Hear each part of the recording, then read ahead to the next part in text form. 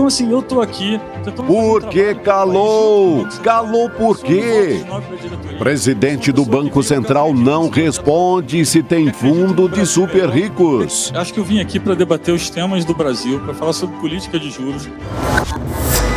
E depois de meses de críticas por conta dos juros, Lula recebe Campos Neto no Planalto. A conta chegou.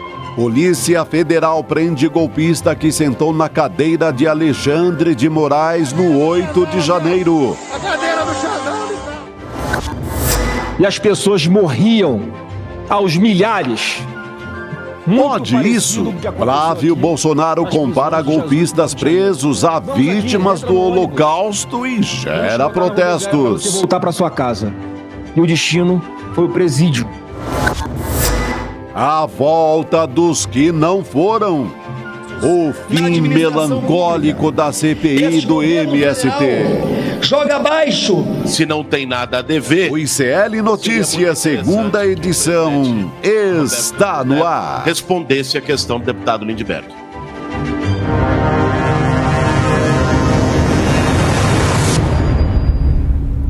Olá, muito boa noite para você. Seja muito bem-vindo, seja muito bem-vinda ao ICL Notícias, segunda edição. Hoje é quarta-feira, 27 de setembro de 2023. Estamos ao vivo nos canais do Instituto Conhecimento Liberta e também Eduardo Moreira no YouTube. Boa noite, meus queridos Chico Pinheiro e Chico Sá. Mais um dia ao lado de vocês. Boa noite, Gabi. Boa noite, Gabi. Suave na nave, que hoje é quarta-feira. Estamos no meio da travessia.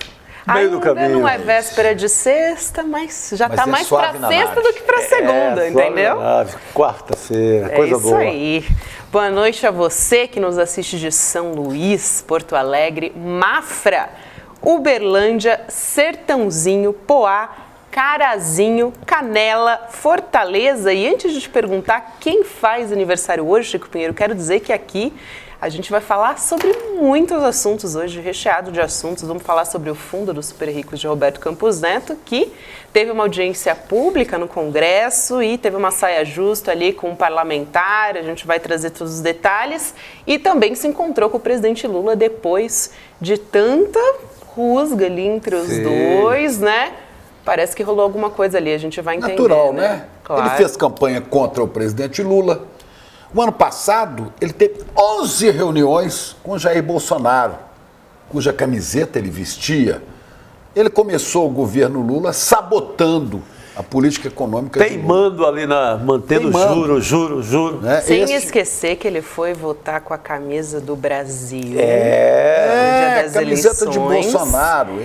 E que se diz técnico, mas que estava ali no WhatsApp conversando com ministros do governo. Maior brodagem com os bolsonaristas. E não responde se tem a pergunta de Lindbergh Farias, né? Não responde se tem dinheiro aí lá fora.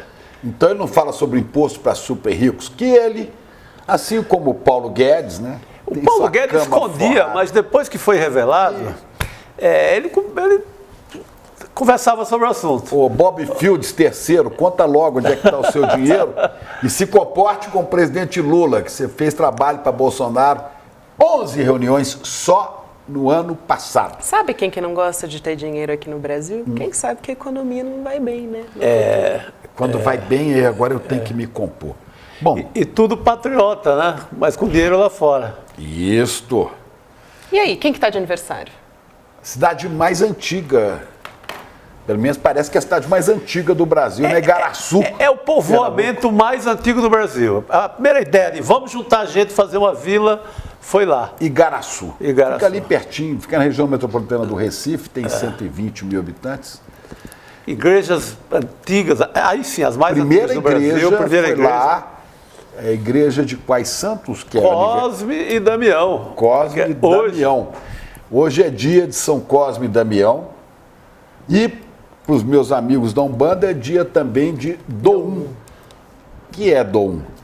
Bom, dizem que Cosme e Damião, né, são os protetores dos farmacêuticos, dos médicos, que eram médicos. Né, eram médicos. Nasceram ali por volta do ano 260 depois de Cristo e foram decapitados por sua fé ao cristianismo. Tiveram o pescoço cortado.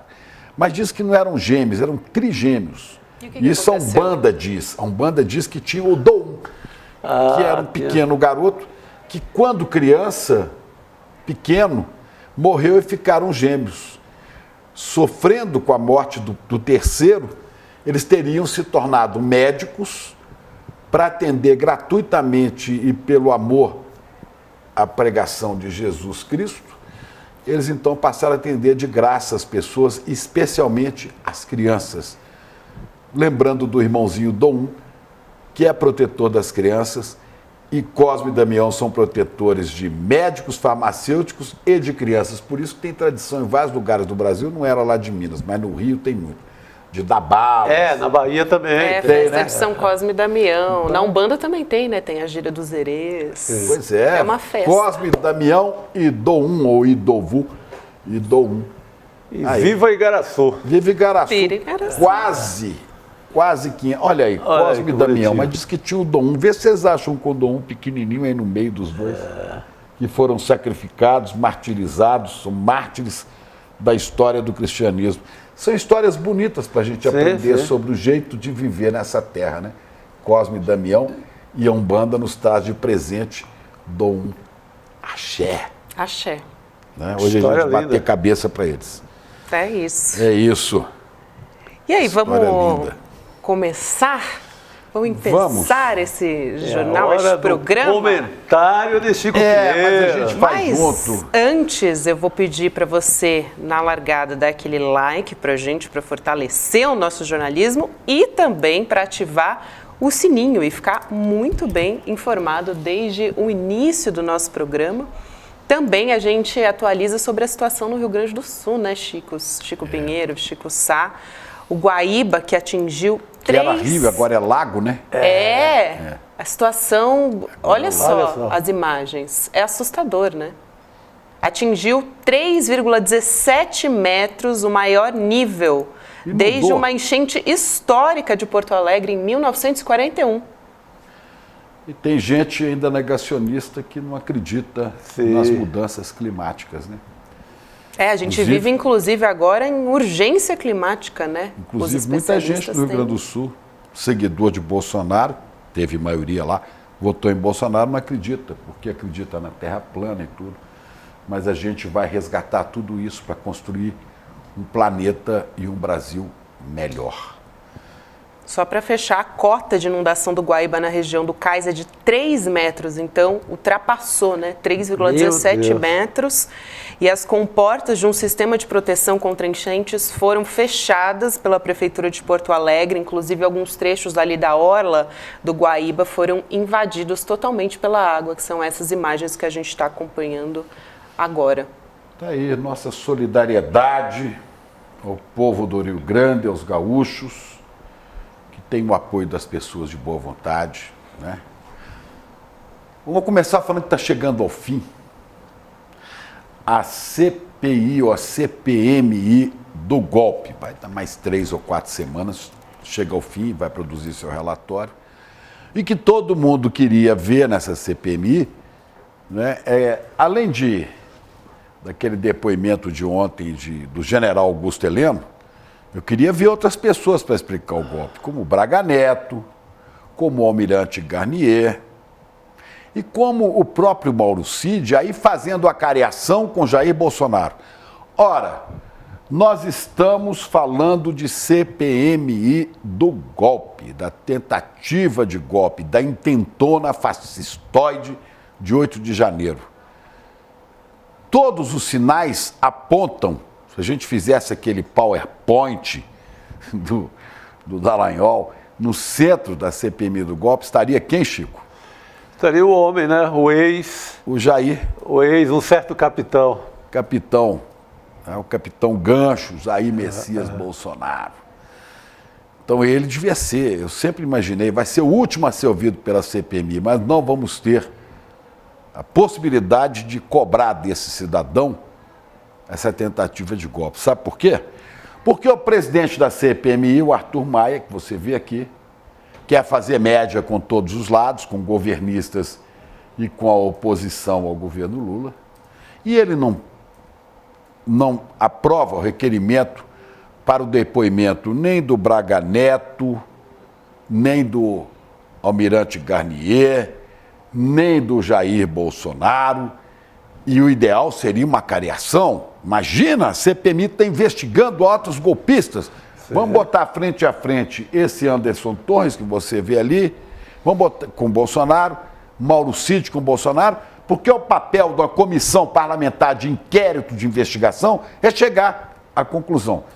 Mas ele vai bebendo água. Melhor beber leite. Você não tem força, velho, bebe leite. Se não dá conta de bebida mais forte, bebe leite, seu Arthur Maia. Olha, o Arthur Maia é tão covarde nessa condução que quer ficar no meio termo, né?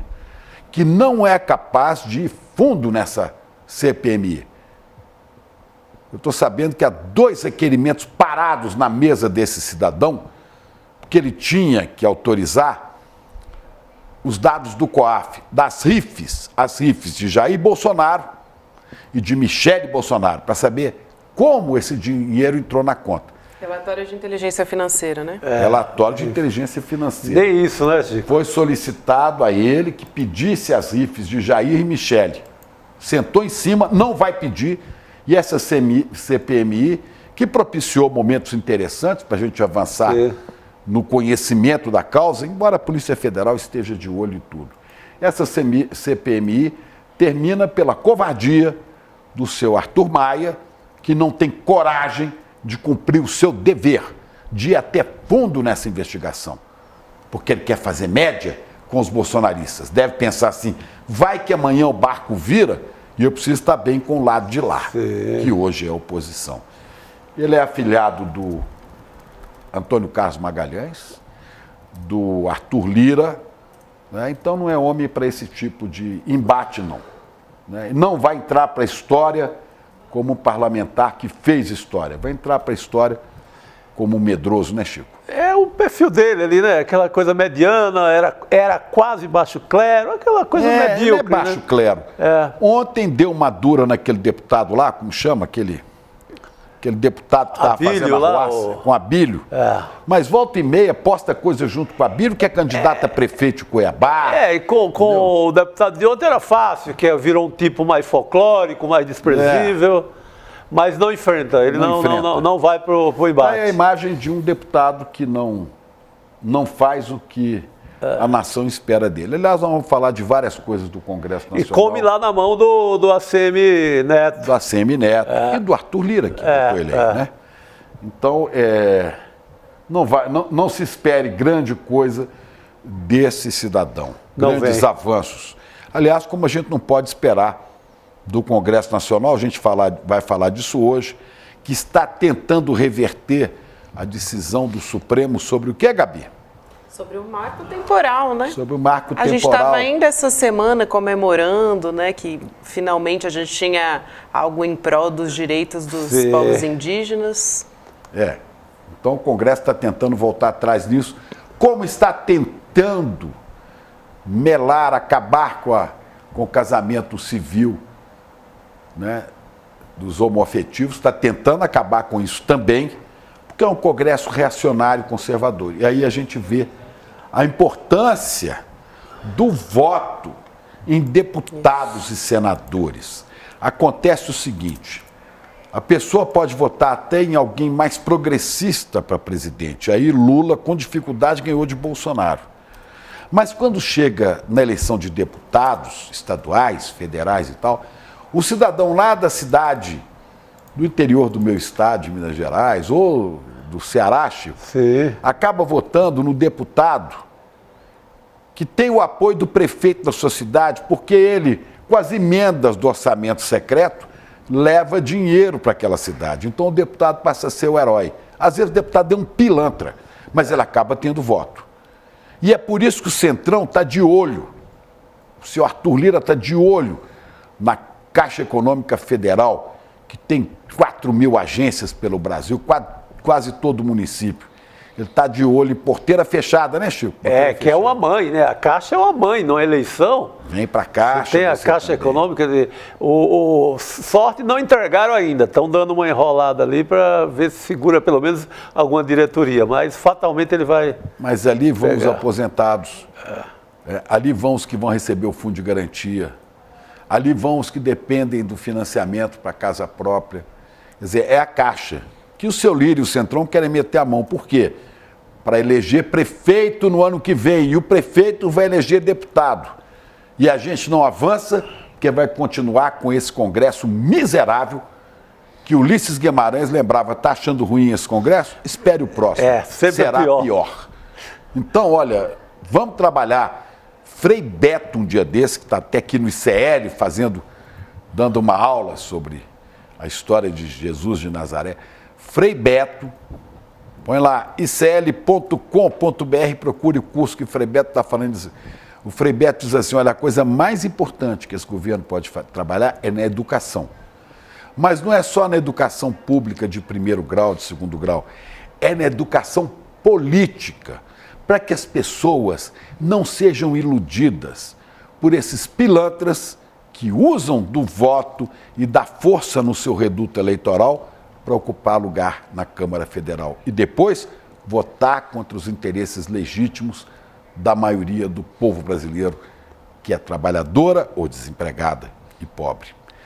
É isso, para falar do vexame da CPMI, que vai terminar como um vexame, e das posições do Congresso Nacional. Vamos embora. É isso aí, Chico. Aqui, Chico, concordando justamente contigo, dizendo, o Sidney dizendo, e tem gente que acha que um Congresso com a maioria de direita e extremista não influenciam no país e no governo. Com certeza. Mandam, né? Mandam, torna o presidente muitas vezes refém mesmo.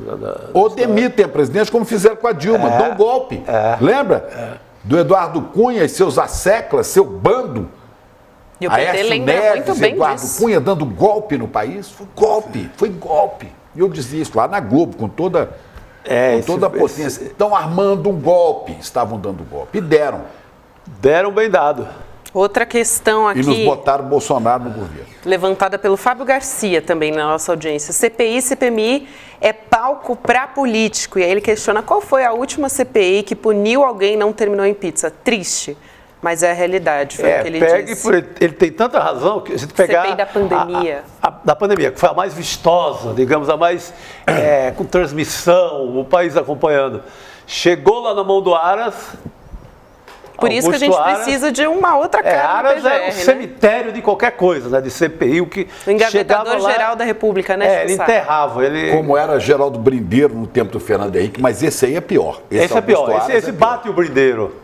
Esse bate o brindeiro. Esse bate o brindeiro. Mas nenhuma CPI Desculpa, realmente... porque eu vou usar aqui uma palavra do meu amigo Peninha. Canalhas! Canalhas! Não resisto. É isso. Canalha. É isso que são. Trabalham contra o interesse do país. O Aras arquivou 75 pedidos de investigação de Jair Bolsonaro. Porque você, para mover um processo por crime do presidente da República, a primeira coisa, a Procuradoria tem que acatar e mandar para o Supremo. E se o Supremo aceitar, tem também que consultar o Congresso, ver como é que o processo é complicado. Mas não precisava nem disso, porque o seu Augusto Aras já arquivava tudo. 75 Está voltando para casa hoje, né? Hoje não volta mais para a cadeira dele na PGR. Não volte mais nunca. Já vai tarde, tomara que a história o esqueça definitivamente. Fazer uma pequena propaganda aqui, já que a gente falou, né, gente? Porque hoje o Chico Pinheiro falou o seguinte, que vai contra a sociedade, não só vai contra a sociedade, mas também atua, legisla em causa própria, né? Que é o caso da PEC da anistia. E eu conversei com o Jorge Misael, nosso cientista político parceiraço aqui do ICL, e essa entrevista vai ao ar na sexta-feira, 10h30 da manhã, e nas plataformas de áudio, né? Misael conhece tudo de funcionamento dos poderes em Brasília, que bacana.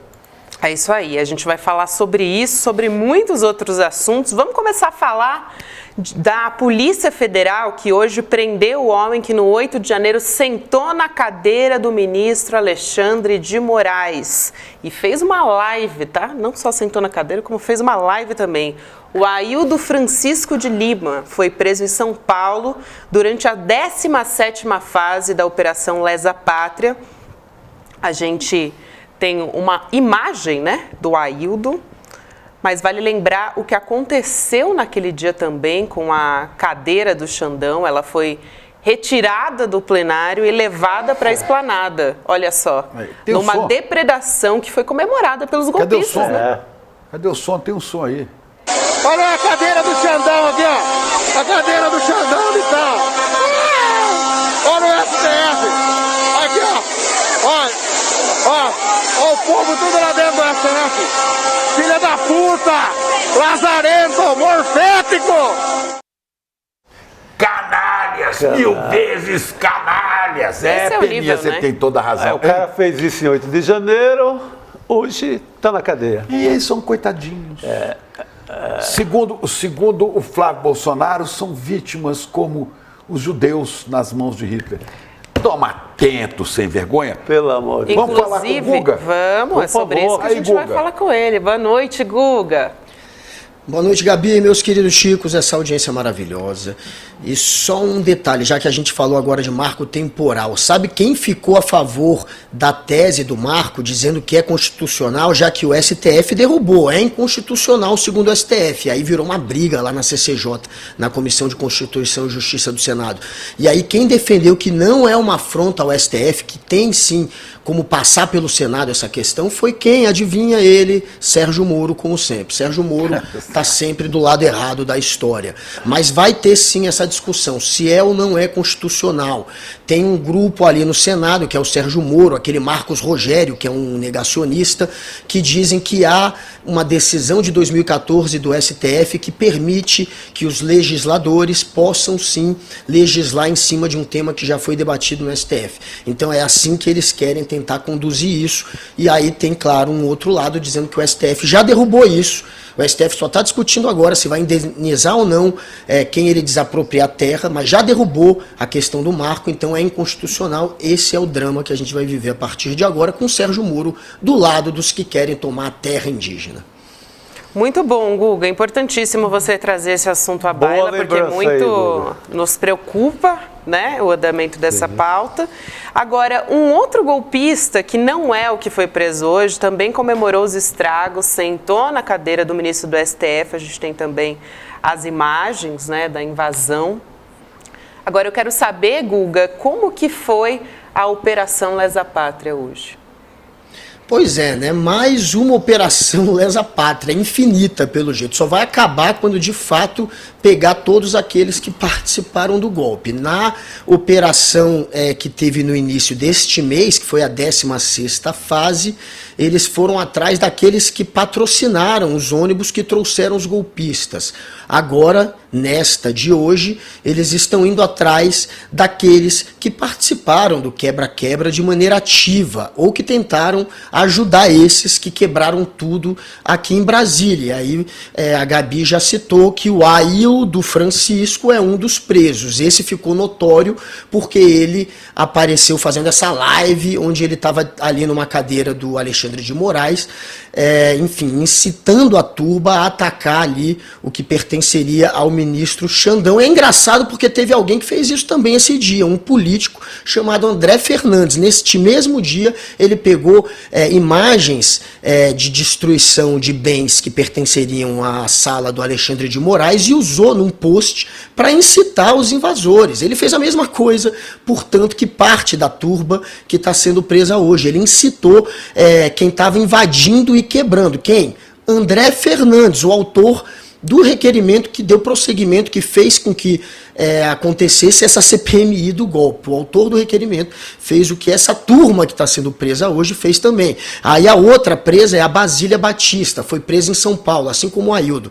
Ela chegou a ser presa por ter invadido o Congresso, ela foi presa dentro do Congresso, só que aí ela acabou solta por decisão do Alexandre de Moraes. E como ela reincidiu, já que ela usou a internet, ela estava obviamente proibida de usar para fazer mais uma vez um chamado golpista, ela acabou presa de novo. E tem uma outra que está para ser presa, mas essa está foragida. É uma advogada de Brasília que mora no Lago Sul, área nobre de Brasília, Margarida Marivaldo. Essa daí a polícia ainda está atrás e ela, a ordem de prisão é porque ela pegou o celular de vários daqueles que depredaram tudo, pediu o celular deles para apagar o conteúdo. Ela fez o trabalho de apagar os rastros do golpe dessa turma, ou seja, obstruiu justiça, portanto será presa. Essa daí está foragida. E teve também hoje busca e apreensão em 3 estados, né? E um deles foi em Goiás, na cidade de Inhumas. Ali os alvos foram Danilo Silva, Osmar Pacheco e Vanderlei Zeferino, todos eles porque incitaram o golpe, fizeram postagens realmente violentas. Tem também a Luciene Beatriz Ribeiro e o Erli Antônio, que são de Minas Gerais. A Luciene, ela também incitou o golpe, ela também é uma incitadora, e já o Erli, esse de fato entrou e quebrou tudo junto com os outros que depredaram. E aí tem o caso também do José Adriano Dildus, que é de Santa Catarina. Esse daí simplesmente tentou agredir policiais no meio da invasão. Esse é um dos que teria acertado e agredido policiais. Então, é uma turma violenta que, pelo menos, está sendo acusada de cometer os crimes de abolição violenta de Estado Democrático de Direito, golpe de Estado, associação criminosa, dano qualificado e deterioração de patrimônio tombado, ou seja, eles podem pegar até 30 anos de chilindró. É mais provável que fiquem ali perto de 14 anos. Xandão já votou pela condenação, inclusive, de alguns desses, já está indo para cima de alguns desses, mas, enfim, é gente que dificilmente vai escapar do chilindró. Veremos quanto eles vão pegar de cana, essa é a questão agora. E além desses, Guga, tem que chegar depois nos financiadores, nos políticos metidos nessa arruaça. Aliás, políticos que deviam estar presos, estão exercendo mandato e nos processando, né, Guga? Como aquela deputada lá do Sul, como é que é o nome dela? A Zanata, né? Para lembrar o nome, eu lembro que jogava no Vasco. O Vasco tem culpa nenhuma. Zanata. Júlia Zanata, aquela que aparece com florzinha na cabeça, ao estilo nazista, toda com singela, fuzil na mão, com a mão do presidente Lula furada de bala. Olha ela aí, ela voltou essa aqui. santa figura. Tava com saudade, nunca mais tinha aparecido essa imagem. Segundo o Instituto Humaniza Santa Catarina, né, quem me passou essa informação foi a ex-senadora Ideli Salvati, né? Ela era porta-voz de um clube de tiro e teria havido uma reunião nas vésperas do dia 8, com gente que foi mandada para os atos golpistas de Brasília. Ela teria participado disso com alguns empresários de Santa Catarina. Tem essa, então, que está nos processando, a você, a mim, mais um monte de gente, acho que até o Reinaldo Azevedo também. E tem um deputado lá de Minas Estadual, deputado Sargento Rodrigues. Tudo com essa... O cara que defende interesses. Tudo cheio de patente, né? É o que tá. Esse está me processando porque postou um monte de coisa no dia 8, favorável ao golpe no Twitter, eu rebati. Chamei de golpista, ele está metendo processo. Vão perder. Rezem para não ir em cana, que já é muito bom. Perder os processos, vão perder, não tenho dúvida. Vão perder. Também tô nessa, vão perder, a gente não pode ficar sendo intimidado por essa turba, não. Eles querem que a gente pare de apontar o que eles estão fazendo de errado. Essa é a intenção. Vamos dizer sempre. E é claro que não vão vencer da gente jamais. Sargento Rodrigues, Júlia Zanata e seus asseclas, vocês não vão passar a história como gente boa, não. E muito deputado também, muito parlamentar, né? A gente não pode esquecer também, que continua lá, né? Inclusive. Tem que ir assim, pegar os financiadores, os políticos, né? Depois os militares que estão metidos nessa encrenca. A turma da arquitetura ali do golpe, né? E depois ele, o Messias. Não é? Generais e o Messias ali, que é aquela reunião que a gente viu ontem na CPMI. É isso aí. Falando em 8 de janeiro, o STF também já começou a julgar, gente, mais 5 réus pelos atos golpistas lá do 8 de janeiro. Esse julgamento está acontecendo no plenário virtual, vai até o final dessa semana, e até agora só o Alexandre de Moraes votou com condenações de até 17 anos de prisão. Vamos ver quem são esses 5 réus, CP? Vamos lá, os 5 santinhos, né, que agora, como Virou diz Flávio tudo- Bolsonaro, tudo são beato. Quem me vítimas. conhece sabe. Quem conhece sabe, são pobrezinhos do Holocausto, não tendo o que fazer, né? Desculpa a expressão, mas tem um até que baixou as calças lá, foi fazer cocô no Supremo. Tá aí, ó. Jupira Silvana Rodrigues, PF encontrou material genético dela no Palácio. Moacir José dos Santos, esse cara aqui, encontrou material genético dele no Palácio, além de fotos e vídeos no celular dessa figura. Nilma Lacerda Alves, a Procuradoria-Geral da República diz que destruiu obras de arte no Palácio. Lembra daquele imbecil, aquele energúmeno que saiu furando a faca uma obra de Di Cavalcante? Sim. Pois é, são os caras, são os patriotas, patriotários, patridiotas, sei lá como é que chama isso. Presos no Palácio do Planalto, esses aqui. Agora, preso no Senado. João Lucas Vale Gifone, acusado de participar do grupo que invadiu o Congresso. Corajoso, né? Corajoso. Preso na Praça dos Três Poderes. Davis. Ou Davis. Davis ou Davis, sei lá, é Baek, chique. né? Baek. Portava rojões, gás lacrimogênio, faca e canivete. Valentão, Tem as né? profissões deles Canalhas, também. 1000 vezes canalha. Não tem jeito, olha, não tem jeito. O Davis ou Davis, É. autônomo, 41 anos, de São Paulo. João Lucas Vale Gifone. 26, psicólogo. Você imagina você no divã. Num consultório do cara desse, no meu Deus do consultório céu. desse cara. Uma Olha, dona de casa. guardem a cara dele, porque se você precisar de psicólogo, você vira esse cara aqui e sai correndo. Tem que sair correndo, é Você melhor. pode ser preso. Melhor. A Jupira de Betim, região metropolitana de BH, 57 anos, dona de casa. Nas horas vagas, terrorista, arruaceira, né? Moacir José dos Santos, é de Cascavel, no Paraná, 52 anos. É entregador. Entregador de quê? Né? De golpe? E a Nilma Lacerda Alves, de Barreiras, na Bahia, 47 anos, técnica de enfermagem. Esse povo não tinha nada para fazer? Não tinha nada o que fazer? Meu Olha, Deus. eu tenho uma preguiça disso, eu vou te contar. Já que você está citando esse pessoal Depois aí, de Chico, 50 anos de jornalismo, ver isso dá uma preguiça e fala, a gente devia estar livre disso há muito tempo, né? Pois é, vamos ver se a gente se livra, né? Mas, gente, só para complementar, o Davis, ou Baek, né, que a gente está na dúvida se é Davis, se é Davis, Baek. sei lá como é que é o nome desse cidadão, ele é o único que resta preso, os outros estão sendo julgados. O Alexandre de Moraes já votou pela condenação deles, é um julgamento que é virtual agora. O julgamento virtual você tem um tempo maior e a defesa é escrita, se a defesa for oral você tem que protocolar para depois o juiz assistir, mas enfim, ele fez isso, o Alexandre de Moraes, para evitar que os advogados de defesa continuem tentando usar esse julgamento para lacrar, para fazer disso um circo, um espetáculo. Então, esse pessoal desses, o único preso é o Baek, porque com ele foram apreendidos, no momento da prisão dele, projétil de gás lacrimogênio, cartucho de projétil de borracha, faca, canivete, enfim, estava nítido que ele era um dos que estavam ali para atacar, para invadir e para atacar. Então esse cidadão permanece preso.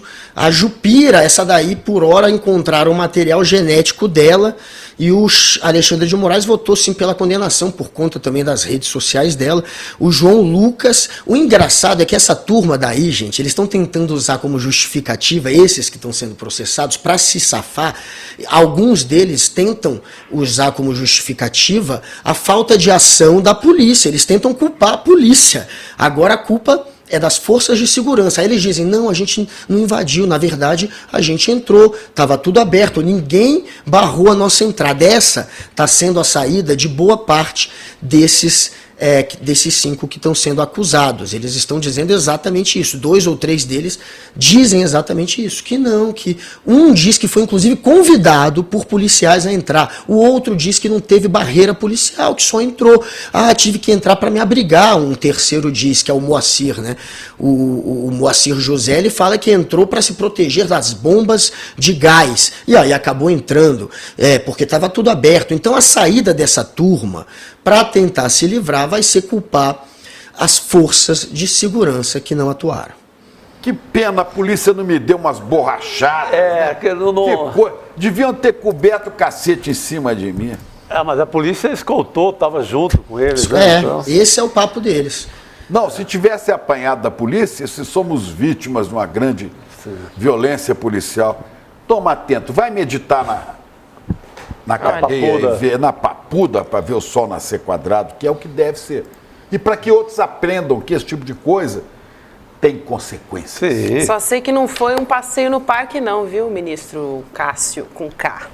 Agora falando, não é? Cássio com K. Falando em golpistas, né, gente? Hoje o Instituto Brasil-Israel soltou uma nota de repúdio contra uma fala do senador Flávio Bolsonaro. A gente sabe o que ele disse? Ele comparou... Ele é amicíssimo de Israel, né? Aliás, a família Bolsonaro vive com bandeiras de Israel, mas só falam asneira, não sabe nem a história do povo judeu. O que mais ele uma disse? Hoje, mais uma Qual foi hoje. Que ele disse? Comparou a CPMI ontem os presos do 8 de janeiro com o Holocausto, gente, dá para acreditar?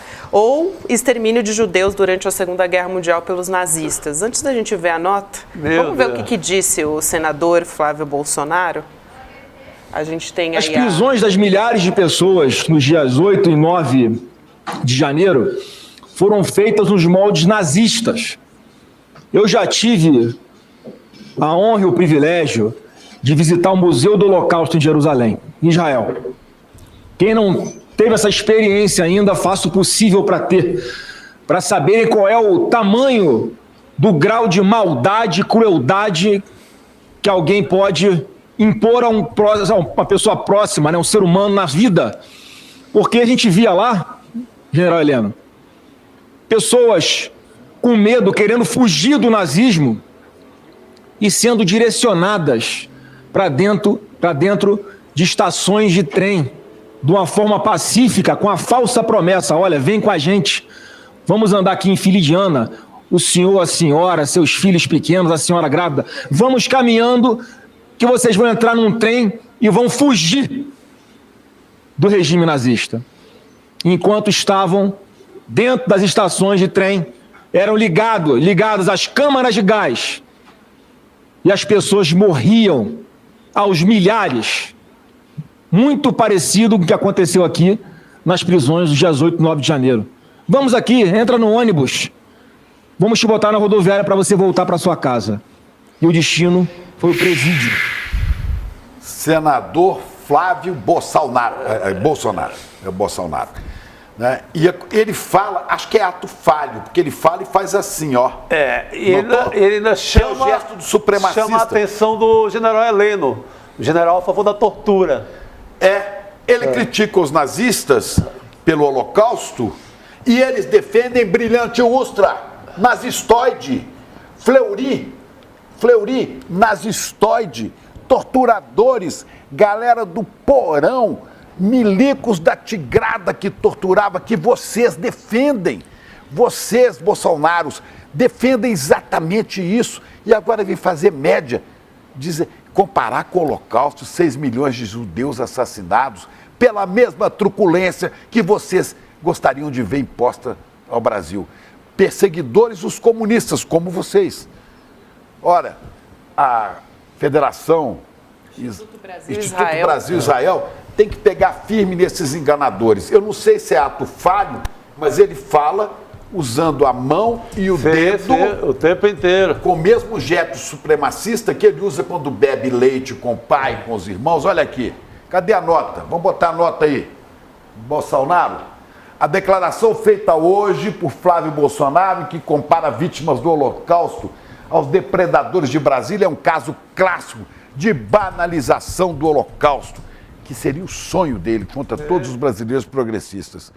Ao contrário dos detidos e presos por crimes em Brasília, as vítimas dos nazistas não cometeram crime algum e foram exterminadas em razão de sua identidade religiosa, nacional, sexual ou política. Por fim, Flávio Bolsonaro afirma ter visitado o Museu do Holocausto em Jerusalém, o que legitimaria a fazer tais comentários. Mais uma distorção negacionista que fere a memória das vítimas. Toma, né? Toma. A nota disse tudo, né? Pelo amor de Deus. Sabe o que me choca? É que tem muita gente, muito judeu, que votou nisso, que apoiou isso, né? E muita gente que pega a bandeirinha de Israel, põe junto com a do Brasil, e aqui é Bolsonaro. Uma confusão religiosa monstruosa. Sabe, Né? isso é resultado da ignorância, da falta de educação política, educação histórica. Bom, eu estou meio afetado com essas burrices todas. Vamos, Guga? O Guga tá sem som. Tá sem som, Guga? Agora Opa, sim. agora voltou? Voltou. Não, olha, eu sou judeu. Meu lado escatrute, que é da minha mãe, é judia. Eu sou judeu, fiz bar mitzvah.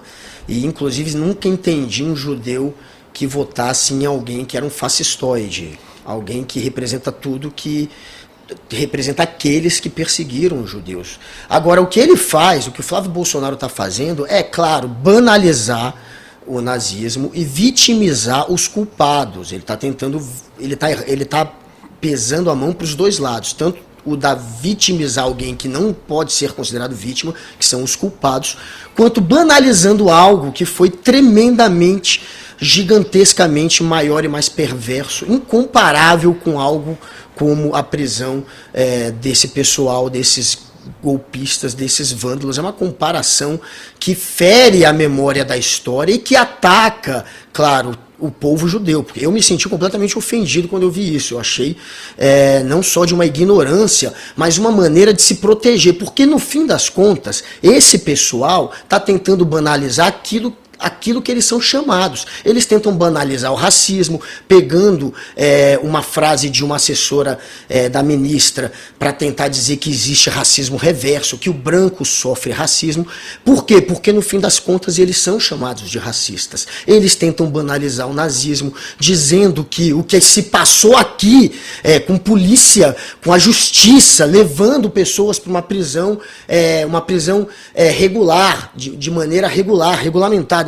Tudo isso que aconteceu, segundo ele, pode se equiparar ao nazismo. Então ele tenta banalizar o nazismo, porque também, assim como o racismo, eles também são chamados de fascistas e de nazistas. Por quê? Porque a base do bolsonarismo, o início do bolsonarismo, é sim atrelado aos neonazistas do Brasil. É só você buscar aí na sua casa, aí no YouTube você acha.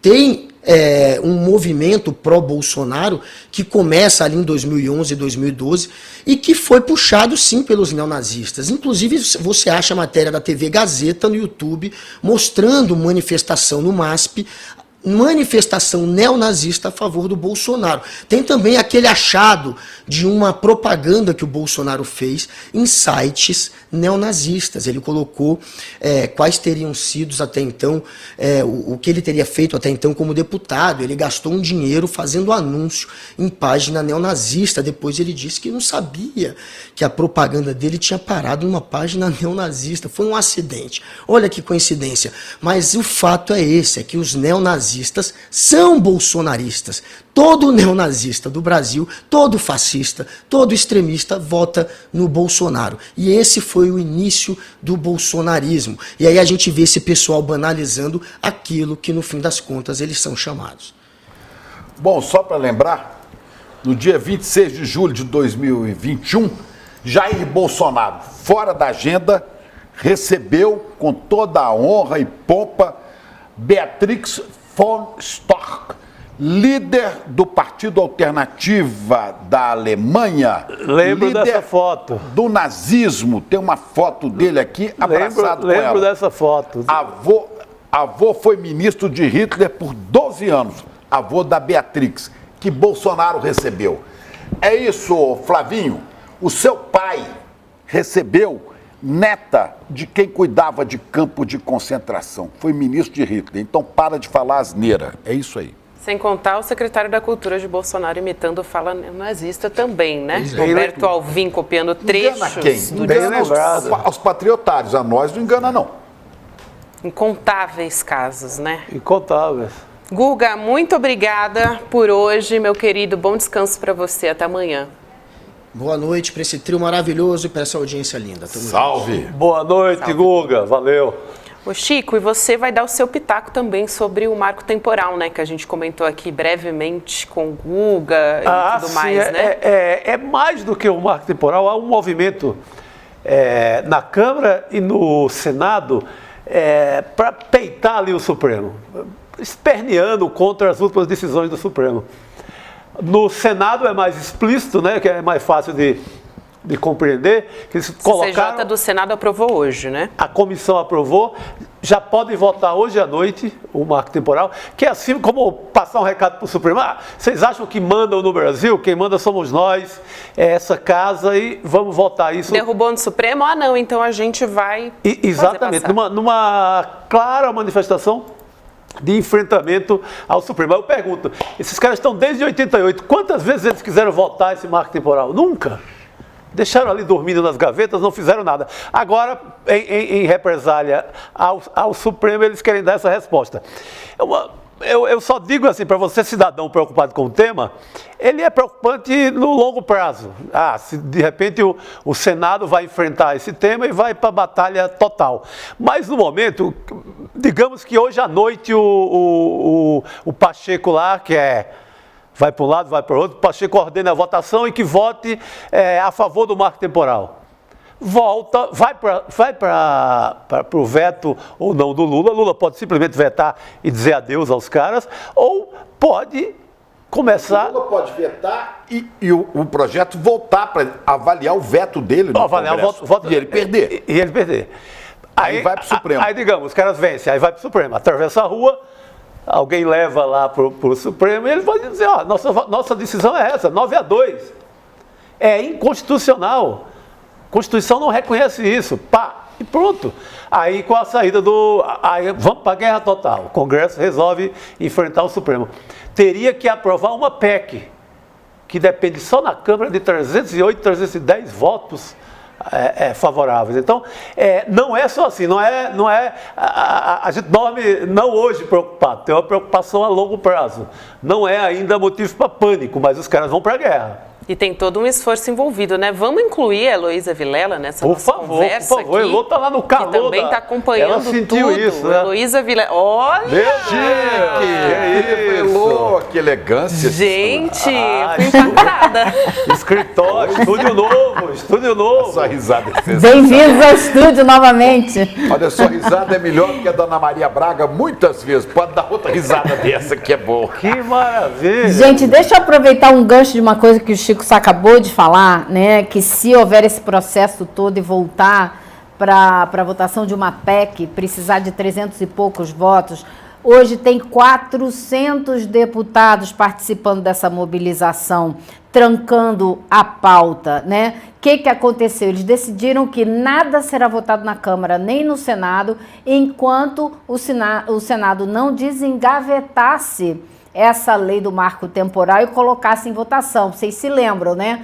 O Senado segurou, Pacheco segurou, depois Elisiane Gama pediu para ver, e assim eles foram dando tempo ao Supremo Tribunal Federal de julgar essa questão do marco temporal, que foi julgada, a gente já sabe do resultado. Então, agora existe uma irritação enorme dos setores mais conservadores no Congresso, que estão, vamos combinar, um pouco sem pauta, né? Eles andaram tendo umas derrotas aí importantes. Por exemplo, a CPI do MST foi enterrada hoje. E esse pessoal fez ali um velório para essa CPI. E eles estão também levando muita pedrada na CPMI.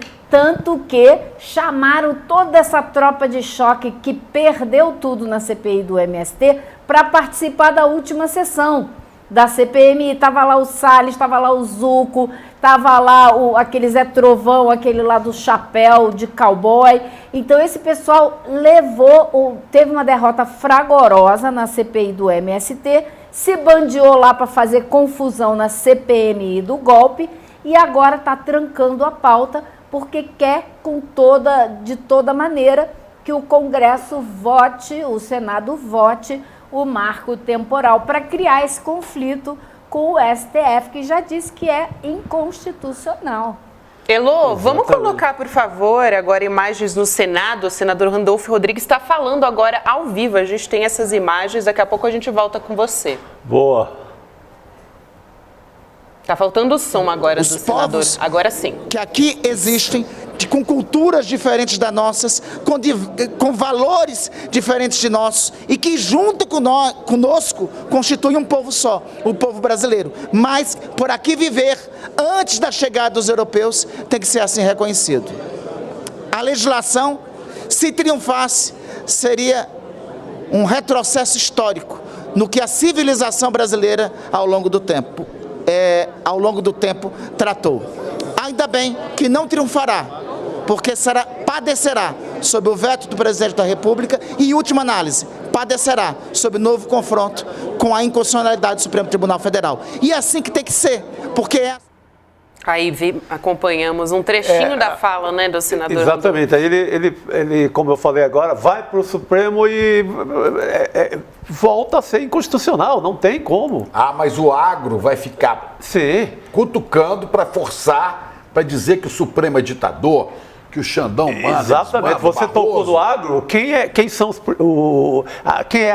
lidera esse movimento hoje são as frentes ligadas ao agronegócio. Elas que socorreram aquelas pessoas que sofriam no sul do país, né? Levaram alimento para as pessoas. Eu sei como é que o agro funciona. Não, e não vamos esquecer que essa crise agora, né? Ela vem aí, ela é a herança do bolsonarismo. Foi o movimento do Bolsonaro de comprar briga com o STF que está desembocando nisso que a gente está vendo, que começou essa confusão de disputa entre os poderes, entre o legislativo e o judiciário, que ele queria fechar antes de ser eleito, ele já queria fechar com, com um capitão e um soldado, fechar o STF, né? Então essa briga vem de longe. É uma intenção clara do bolsonarismo de descredibilizar, desautorizar o STF.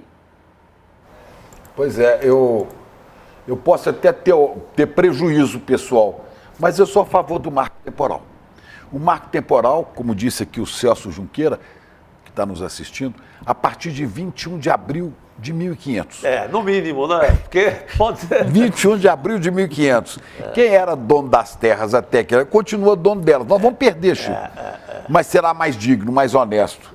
Ora, é uma vergonha. Agora eu queria saber o que vocês acham dessa queda de braço. Quem vai sair ganhando essa queda de braço entre o judiciário e o legislativo? É o Congresso que vai ganhar ou é o STF? Olha, o primeiro que cria uma confusão gigantesca para o governo, né? Começa a trancar a pauta. E quando começa a trancar a pauta, eu lembro de um senhor chamado Eduardo Cunha. Começou assim com a Dilma, trancar a pauta e levou aquele caos todo. Então, não é bom para ninguém. É péssimo, né? Você segura a votação. É semana inteira, né, Elô? Não tivemos votação na Câmara por conta disso, né? Já nessa obstrução declarada a qualquer pauta. Aliás, eu queria trazer aqui um contexto, né, sobre o marco temporal. A gente teve a conclusão, né, do julgamento e a fixação de um entendimento sobre uma indenização prévia a proprietários de terrenos locais ocupados tradicionalmente por povos indígenas por 9-2. O Supremo já tinha decidido na última quinta-feira que a tese era inconstitucional. A gente só teve os dois ministros indicados por Bolsonaro justamente votando a favor do marco temporal. E nessa quarta-feira, dia 27, os ministros definiram que se não houver ocupação tradicional indígena ou renitente esbulho, que é a usurpação da posse, na data da promulgação da Constituição lá de 88, existe um particular direito à justa e prévia indenização das benfeitorias necessárias e úteis pela União, é o que diz aqui a decisão Estava lendo aqui uma notícia da Folha de São Paulo, do repórter José Marques, que está acompanhando também esse julgamento e toda essa discussão. Ou seja, o STF decidiu hoje que se houver uma, como eles chamam, né, de uma ocupação de boa-fé, que tem que haver indenização. Agora, importantíssimo, não depende da indenização ou do estabelecimento da indenização para remarcar a terra indígena. Ela pode ser remarcada e a indenização ser resolvida depois, que era uma grande preocupação dos indígenas, né? Isso pode acontecer, não vai. Então é uma discussão que virá depois. Inclusive tem a discussão entre a federação e os estados, se os estados deram essa terra de forma equivocada ou ilegal para quem está lá ocupando agora, e se vai ter que ressarcir a União, para a União ressarcir a pessoa que está lá, enfim. O fato é que a remarcação vai acontecer, se tudo continuar do jeito que o STF decidiu, e depois a indenização pode ser discutida. Agora, só para contextualizar também como é que está a situação agora. Atenção, acabou a votação, hein? Acabou agora, exatamente. Estava discursando o senador Alessandro Vieira, do MDB de Sergipe, e aí foi o último discurso e agora temos voto a voto. Ele estava explicando o conflito com o Supremo Tribunal Federal, de acordo com o Rogério Jordão, nosso roteirista, que também está acompanhando agora essa história no Senado Federal. E agora vai ser anunciado o resultado. Vamos ao vivo? Vamos ao vivo? Brasília.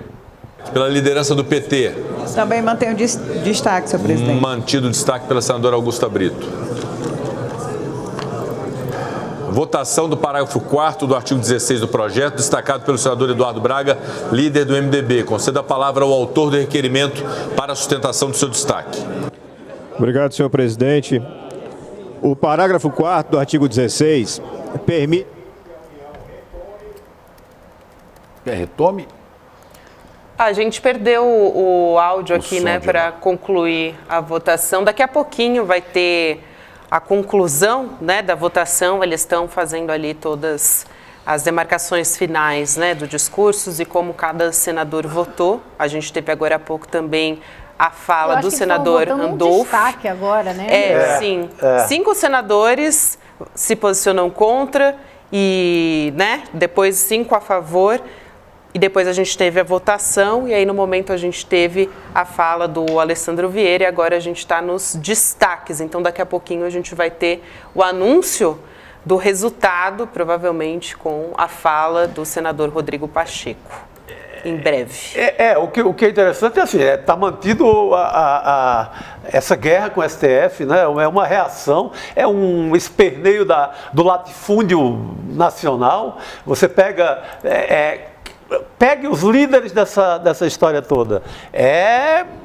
Não tem ninguém com um quintalzinho de terra. Todo mundo se sente um pouco dono do Brasil. Então, essa gente se sentiu afrontada pela decisão do Supremo e está tentando uma resposta política. Está tentando fazer essa guerra de hoje para mostrar quem manda no país, né? Para mostrar que é dono da terra, que é dono de tudo. Aquela classe dominante do atraso. A Casa Grande, o latifúndio. Eu acho que até mais do que isso é o conflito essencial, chave estrutural da nossa sociedade que nunca foi resolvido. Sim. Os donos das capitanias hereditárias, os donos das senhorias, os donos da terra e que não querem dividir o país com mais ninguém, querem continuar sendo os donos da terra, né?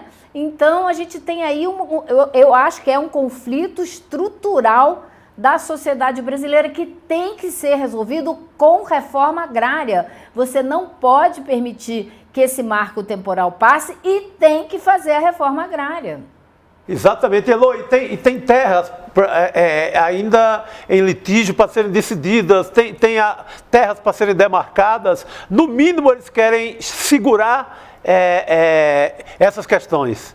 Mesmo que eles não consigam passar o marco temporal, voltar atrás na decisão do Supremo, eles conseguem segurar novas demarcações indígenas. A questão lá desde 1500, Chico, da terra no Brasil. Agora você veja, quem é dono da terra? Esses direitistas, pseudo-capitalistas, que nem isso são, né? Não conseguem seguir o exemplo nem dos Estados Unidos. Estados Unidos tem 90 milhões de proprietários de terras que são assentados da reforma agrária. Sabe quando fizeram a reforma agrária lá? Na metade do século XIX, 1860, 1850. 1850, os Estados Unidos fizeram a reforma agrária e o país desenvolveu. Aqui a gente está parado no tempo da escravidão. Temos, o Senado aprovou, então, o projeto que estabelece o marco temporal para a demarcação de terras indígenas. A gente ainda não tem o placar, o texto vai seguir para a sanção Às 43 do a 21, presidente veja aqui Lula. agora. Já temos, então, já temos. Acabou de ser atualizado. Exatamente, 43 votos a 21. Texto base do projeto que estabelece o marco temporal para a demarcação. E você pega aí, você tem que a bancada governista é muito maior do que esse 21. Então, não dá nem para dividir por aí. É uma afronta mesmo do Senado. Aí você consegue juntar bancada governista e de oposição. Eles gostam não é só. Estou checando aqui, Chico. Reforma agrária nos Estados Unidos, do Homestead Act, 1862. Eles gostam tanto de Flórida, Orlando, New York, Califórnia, mas não são capazes de seguir nem os seus gurus americanos ou estadunidenses para fazer uma reforma agrária. E agora, essa crise institucional vai parar no colo do presidente Lula? Vai, porque agora ele vai receber esse projeto de lei, ele tem que aceitar ou rejeitar, e aí ele vai atender, vai seguir que linha? A linha já apresentada e argumentada pelo Supremo, ou a votação do Congresso, né? Eu acho que não deveria haver a menor dúvida. Acho que ele, obviamente, deveria acatar a argumentação, não só porque se alinha com a ideia, mas porque já foi definido pelo Supremo que essa lei é inconstitucional, não haveria, me parece, motivo para ele acatar essa lei aprovada pelo Senado hoje, agora então aprovada pelo Congresso, porque ela já passou pela Câmara. E agora, claro que ele também vai ter um problema enorme, né, ao negar ao Congresso essa aprovação. Então, mas eu acho que ele tem muitos argumentos nos quais se basear, porque afinal de contas o Supremo já disse que a lei não obedece, não segue a Constituição brasileira. Vai ser uma briga feia, viu? E na prática, o que é essa aprovação? É importante a gente dizer, né? Se os povos indígenas, essas comunidades, não comprovarem que estavam nessa terra antes de 88, da Constituição de 88, elas podem ser expulsas desse lugar. E como é que elas vão comprovar se muitos desses povos indígenas, dessas comunidades, estavam e têm a cultura baseada na oralidade? Não precisavam ter um documento comprovando, porque é muito anterior à Constituição. Não, eu acho que não conseguirão reverter isso. Mas, porque seria um cenário, seria um desastre. No momento em que o Brasil está junto às causas, digamos, mais de vanguarda em relação à proteção do meio ambiente, está lutando nessa questão do aquecimento global, que até a grana que entra para a Amazônia depende dessa posição do Brasil. Aí o Brasil retrocede a isso. Vexame internacional, é uma vergonha. É um vexame sem limite. É um vexame que... Desses atrasados que estão no parlamento. Exatamente. Atrasados, isso mexe com a Comunidade Econômica Europeia, mexe com o governo americano. Sabe, não é esse afronta do Senado, não é só a briguinha lá do latifundiário de Goiás. É uma briga com o mundo. Sabe? Por isso que eu acho que não vão reverter. Claro o problema que esse governo enfrenta, porque este é o Congresso Nacional majoritário. Esses grupos, a lista de grupos e partidos que participaram hoje da coletiva falando da necessidade de trancar a pauta até que isso seja votado é extensa. Como eu disse, eles têm ali pelo menos uns 400 votos na Câmara, né? Então conseguiu reunir uma massa ali de deputados para lá de expressiva. Então essa é uma briga muito séria e mostra a dificuldade que esse governo tem de governar com esse Congresso. Elô, também Isso quero aí, aproveitar a sua presença aqui para a gente falar sobre Roberto Campos Neto com Lula, né? Reunido com Lula até o momento, pelo menos a gente tem a informação de que começou agora há pouco a reunião entre o presidente do Banco Central, Roberto Campos Neto, e o presidente Luiz Inácio Lula da Silva, também incluindo o ministro Fernando Haddad. Esse é o primeiro encontro público de Lula com Roberto Campos Neto desde que Lula assumiu a presidência. E a gente tem, claro, como a gente falou no começo do programa, críticas de Lula há bastante tempo a respeito de Campos Neto por conta dos juros altíssimos. Campos Neto virou uma espécie aí de malvado favorito do governo. Sabotador-geral da República. Exato. Total. E aí, os juros já... procurando aqui o número de vezes que ele se reuniu com o Bolsonaro em apenas um ano. Pois Foram é. inúmeras. 11 vezes o ano passado. 11 vezes. Já se vão 7 meses e é a primeira vez que ele está se reunindo com o presidente Lula. Só isso já diz muita coisa, né? Elô, esse cara é arrogante. Esse cara acha que não deve satisfação ao presidente. Tá bom, é Banco Central independente de uma ova. Ele deveria depender do interesse real da sociedade brasileira e produtiva, né? Ele acha que não deve satisfação a ninguém, mas vai dever a história, seu Roberto. Vai passar a história como seu avô. Como seu avô. E Ô, quem Chico, sabe a você história estava do falando que Brasil... esse pessoal gosta muito dos Estados Unidos, se mira muito no espelho norte-americano, né? Então, estava vendo hoje, numa a audiência pública que houve hoje na Câmara, da qual o Campos Neto teve que participar. Ele foi muito questionado pelo deputado Lindbergh Faria. E o Lindbergh falou para ele: você sabe quantas vezes o presidente do Banco Central americano se reuniu a portas fechadas com representantes das instituições financeiras? Nenhuma, porque eles não fazem isso. A presidente do Banco Central Europeu também, a Lagarde, nenhuma. Então ele é autônomo de quem? Ele é autônomo dos interesses da sociedade brasileira, dos interesses do capital produtivo, mas do capital financeiro ele não é autônomo, porque vai lá se reunir com ele. Foram quantas vezes ele falou aqui? Eu perdi o número agora. Mas foram assim, mais de 10 vezes. Com Bolsonaro foram 11 encontros em um ano.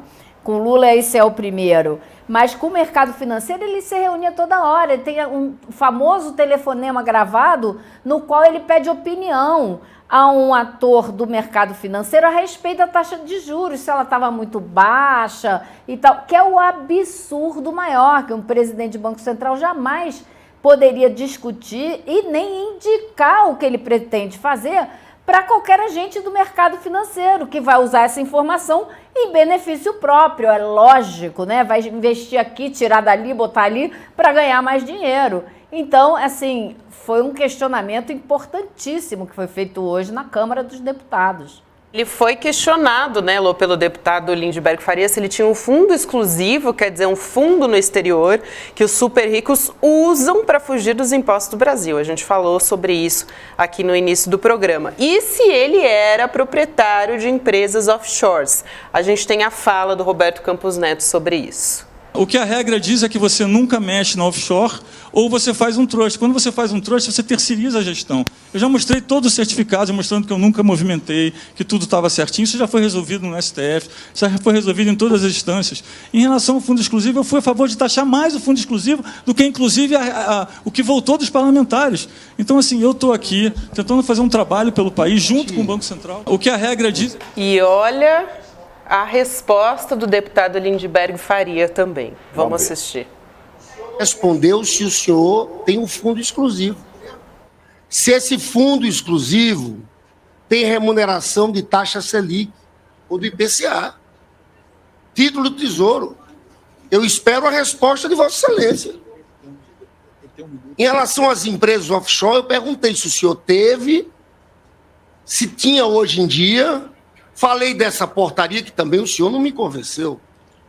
O senhor tendo mais de $1 milhão na constituição desse fundo, dessa empresa offshore, há uma alteração de $100 mil para a pessoa dizer o Banco Central para $1 milhão.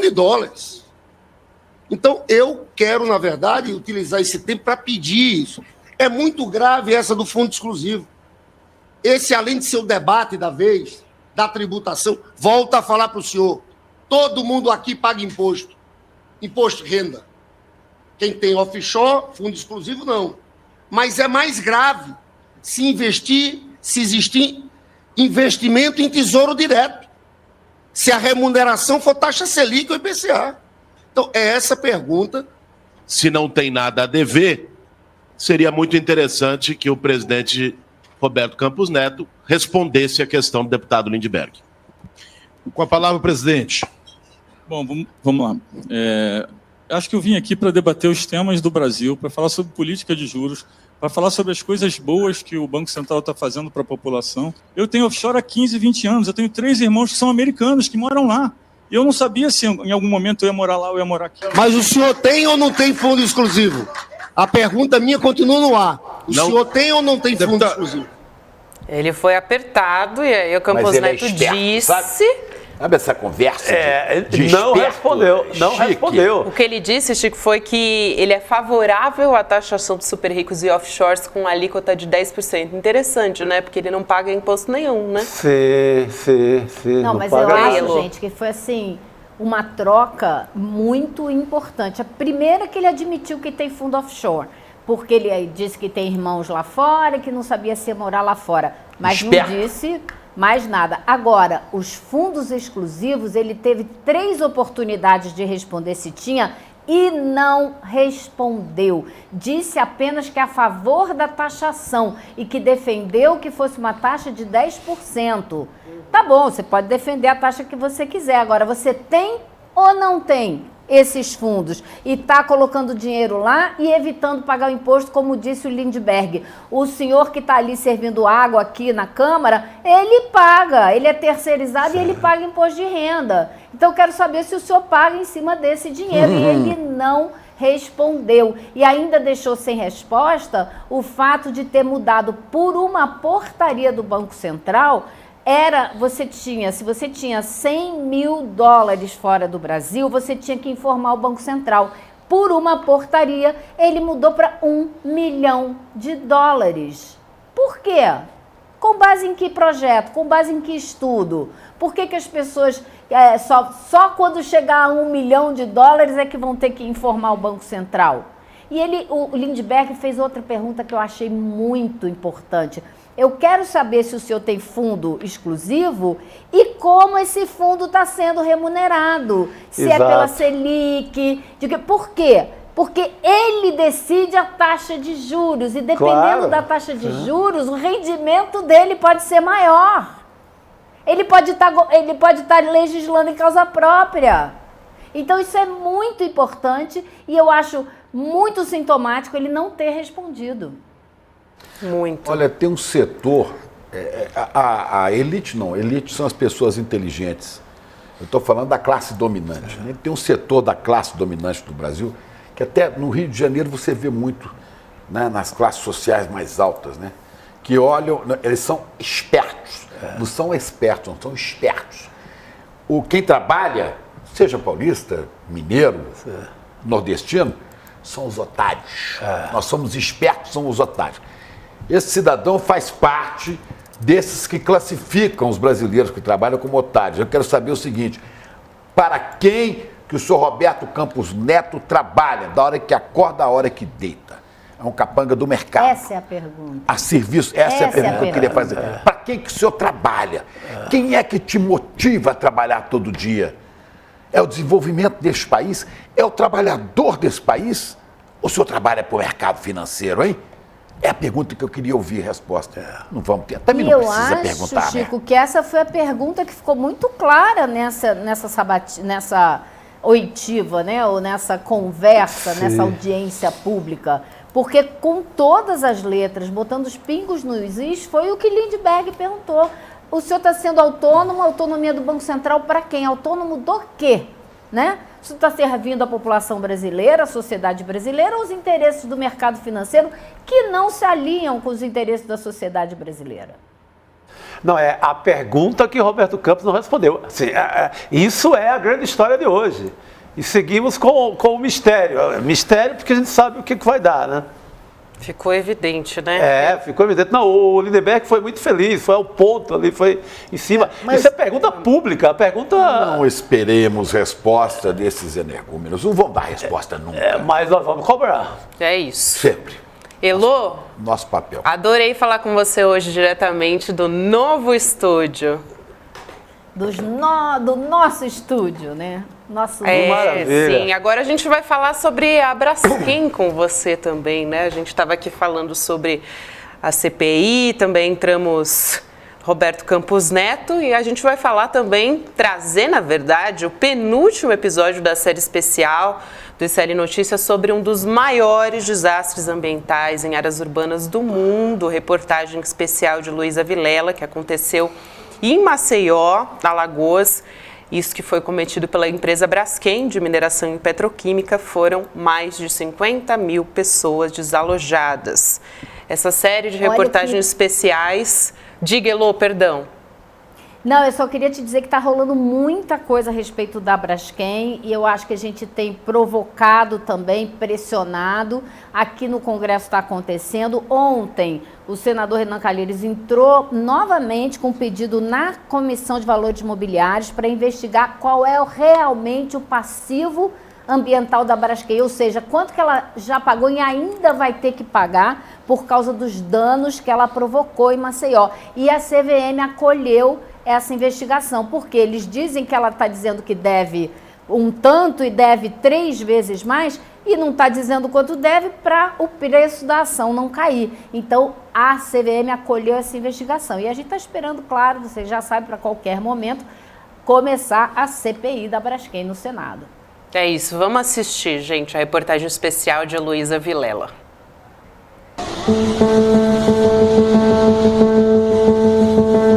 25 de janeiro de 2019, 12 horas e 25 minutos.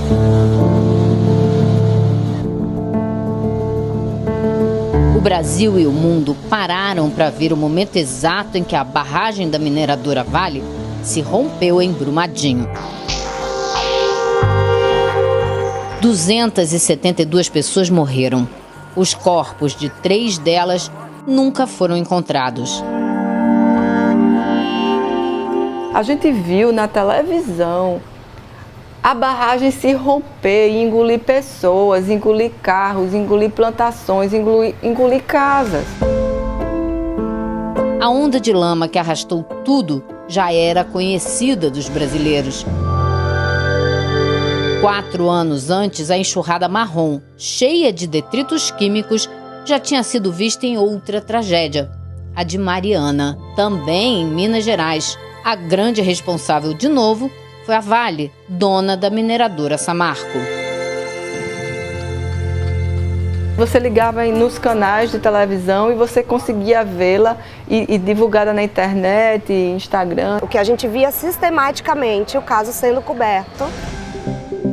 Em Mariana, foram páginas e páginas nos jornais. Distrito de Bento Rodrigues, em Mariana, Minas Gerais. Reportagens de TV, transmissões ao vivo no rádio e na internet.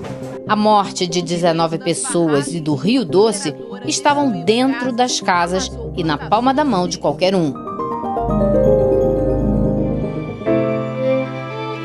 No caso de Alagoas, nada disso aconteceu. Quando você tem um rompimento de uma barragem, o desastre ele é imediato. Então você tem soterramento de vales, a morte instantânea de pessoas que trabalhavam nas áreas. Aqui não. Aqui ele é gradual. A gente não teve o Estado brasileiro participando, a União participando junto com o caso. A gente não teve a imprensa nacional cobrindo o caso. Você já imaginou você divulgar que Maceió está afundando? O centro de Maceió, uma das capitais mais bonitas do Brasil, afundou em 2018. Pelo menos 5 bairros da capital de Alagoas foram atingidos por um tremor de terra provocado pela mineração de salgema a 1 quilômetro de profundidade.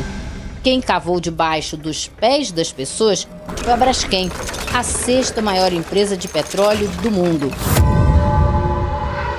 O desastre afetou diretamente pelo menos 55 mil pessoas.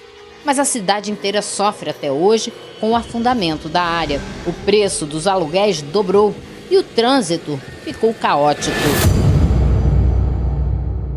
As grandes vias de Maceió, elas estão com um trânsito muito intenso e as pessoas não percebem que isso é consequência, de fato, dos bairros em afundamento. Mesmo assim, o desastre não é assunto na mídia. Saiu uma nota ali, uma nota ali.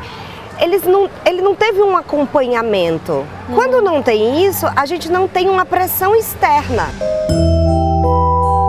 Mas a Braskem investiu muito na divulgação da própria marca. Na internet, a publicidade passou a dizer que a empresa se preocupa muito com o meio ambiente. Eu acho engraçado o site dela, que ela diz a gente faz parte da solução. Ela não diz que ela é o problema, mas ela é parte da solução.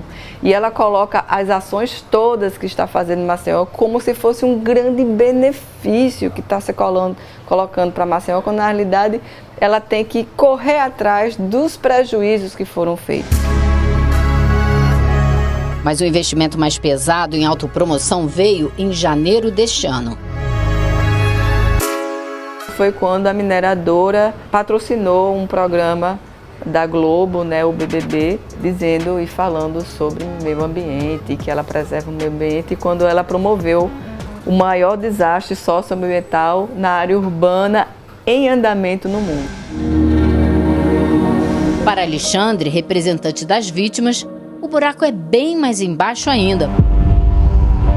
Esses tentáculos do capital multinacional de uma mineradora que é a sexta maior do mundo, a maior das Américas, ele começa com a manipulação de dados e de autoridades no âmbito da fiscalização. Uma geóloga foi lá na frente e disse que desde 1995 já havia registros de deformação nas minas de salgema. Se desde 1995 havia registro de deformação, portanto, havia o risco de desabamento, por que o IMA e a Agência Nacional de Mineração não emitiram nenhum alerta para a comunidade que poderia ser afetada por isso? O que chamou a atenção é que em 2019, depois do terremoto, portanto, depois que o crime da Braskem veio à tona, somente aí a Agência Nacional de Mineração começou a cobrar os relatórios de estabilidade, os sonares, começou a cobrar todo um conjunto de monitoramento, de relatórios de monitoramento. Por que a Agência Nacional não tinha esses relatórios antes do terremoto de 2018? E se tinha, o que ela fez com esses relatórios? A Evelyn é coordenadora do Observatório Caso Braskem e chamou a atenção do mundo para o problema. A gente já tinha conversado com alguns políticos, falando, vamos abrir uma CPI da Braskem? E eu fui entendendo que no Brasil a gente já não ia conseguir muitas coisas. Comecei a estudar como é que eu vou conseguir fazer incidência internacional. E aprendi como fazer incidência na ONU.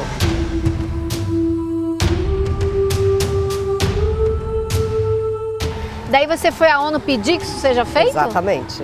O pedido é, acompanhe de perto o que está acontecendo em Maceió.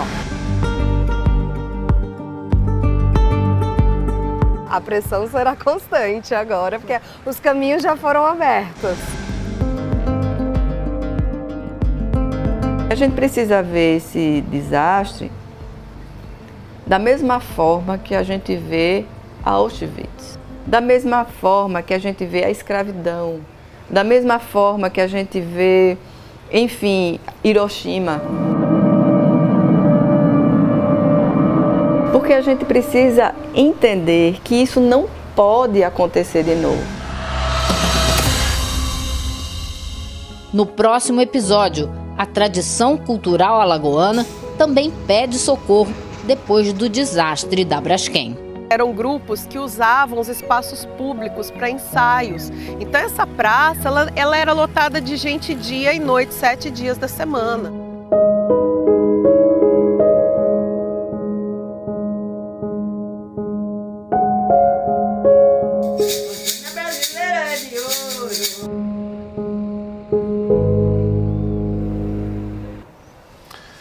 Vamos ler a nota da Braskem, Chico? Vamos ver, imagina isso aí, hein? Posicionamento. Imagine ser na Zona Sul do Rio de Janeiro, no Leblon, ou aqui em São Paulo, ou na Riviera de São Lourenço, lugar dos... ou nos Jardins aqui em São Paulo. Bom, a Braskem tem explicações. Nota da Braskem. A Braskem assumiu o compromisso de reparar, mitigar e compensar os impactos causados pela subsidência do solo. Subsidência é afundamento. Tendo assinado diversos acordos com as autoridades competentes nesse sentido. A extração de salgema foi totalmente encerrada em maio de 2019 e a Braskem vem adotando as medidas adequadas para o fechamento definitivo dos poços de sal, conforme plano apresentado às autoridades e aprovado pela Agência Nacional de Mineração, a ANM. Especificamente quanto ao abalo sísmico registrado em 2018, não é possível correlacionar com as atividades de mineração. Está aí a resposta da Braskem para tudo isso que a gente tem visto nas matérias da Elô. Elô, a gente quer ouvir você nesses minutos finais, reportagem importantíssima. Só para a Braskem não é possível correlacionar o que aconteceu ali com a mineração, porque a geologia brasileira e mundial já disse que é. Agora, eu achei muito interessante porque a população voltou a ficar muito revoltada quando viu a Braskem patrocinando esse programa da Globo, o BBB, como uma empresa que se preocupa com o meio ambiente e tal. E aí reacendeu uma discussão enorme. Agora, fato é que esse problema está de novo na ordem do dia na cidade e no estado. E vai acontecer alguma coisa, porque vai ter uma CPI, vai ter essa investigação na CVM, a empresa quer valorizar suas ações porque está tentando vender a operação de Maceió. Então, é a hora de olhar com mais cuidado do que nunca para não permitir que ela faça isso sem pagar o que deve a quem precisa desse auxílio. Pois é, isso aí. Mineração, madeireiros, os males do Brasil são. Nós, os mineiros, também sabemos o peso dessa tragédia que se abate sobre o país com a atividade mineradora, com essa coisa terrível que destrói, né, as belezas e leva a matéria-prima para fora do país. É uma tragédia. Elô, muito obrigada. Muito obrigada Elô, pelo seu trabalho. A gente espera que a gente tenha agora um andamento também no Congresso Nacional para que finalmente algo seja feito a respeito disso, né? A população está esperando. Exato. Pelo amor de Deus. Exatamente. Um beijo, Elô. Aí, até gente. Amanhã. Boa noite. Até amanhã. Boa noite, querida. Boa noite. Chegamos ao fim, né? Chegamos ao fim. Obrigado, Elô. Boa noite, ó. Tem um barulho aqui. Tem um barulho e uma venta. Acho que tá caindo o mundo aqui de chuva. E um vento gelado que parece que estão mandando o cearense lá de volta pro crato. A nossa audiência não ouve, mas a gente aqui do estúdio está ouvindo, né? Depois de tantos dias de calor forte, parece que a chuva chegou. Tá fazendo tremeza aqui. Ah, é. Bom, vamos trazer os recados finais, né? Amanhã a gente tem palestra da Monja Coin, gente. Chegou o dia. Eduardo Moreira e Monja Coin falam sobre a ansiedade e o estresse. Então, amanhã, dia 28 de setembro, às 8 horas da noite, ainda dá tempo de você se inscrever e acompanhar a palestra. icl.com.br/N2 e você acompanha essa belíssima conversa aí, um privilégio, né, ouvir a Monja Coin Total. a respeito de vamos acalmar geral. Vamos acalmar geral, isso aí, Chico Sá. E agora você fica com Sinapse CL, nossos queridos Robertinha Garcia e César Calejão entrevistam Renato Janine Ribeiro, presidente da SBPC, ex-ministro da Educação. Bora na filosofia. Sabe tudo. Falar de educação é importante demais, né, minha gente? É isso. Vamos ouvir o ex-ministro. É isso, meus queridos. Até amanhã. Amanhã é véspera de sexta. Opa, amanhã já muda. Amanhã Roda gira. Já muda o sorriso. Amanhã muda o sorriso. É isso, coisa boa. Até amanhã. Turma, é amanhã o encontro com a Monja Coin, a aula que vai ser aberta e gratuita, como vencer o estresse e a ansiedade. Monja Coin é essa liderança espiritual tão sábia e tão amorosa que está nos dando essa oportunidade de aprender coisas que eu acho que todo mundo precisa hoje em dia. Quem não, né? Quem não passa por problemas com estresse e ansiedade. Então, se você já está inscrito ou inscrita, fica atento, porque amanhã vai chegar o link para você poder assistir a aula. E se você não está, clica no link aqui em cima ou aqui embaixo. Se inscreve agora rapidinho e vamos participar amanhã às 8 horas da noite desse encontro incrível.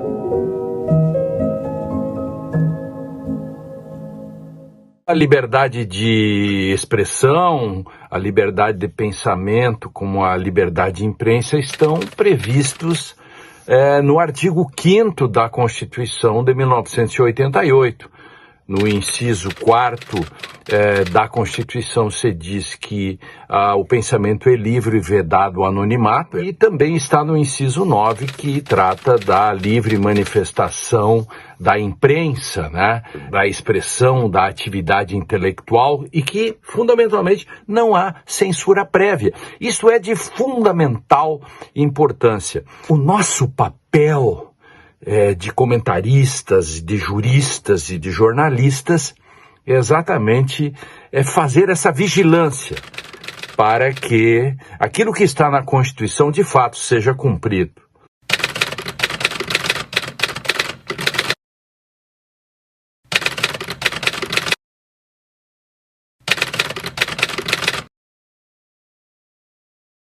Olá pessoal, tudo bem? Meu nome é Marco Lourenço, eu sou professor de História e divulgador científico, e eu tenho um convite especial para você, que ama futebol, mas sobretudo entende que futebol não é só um jogo.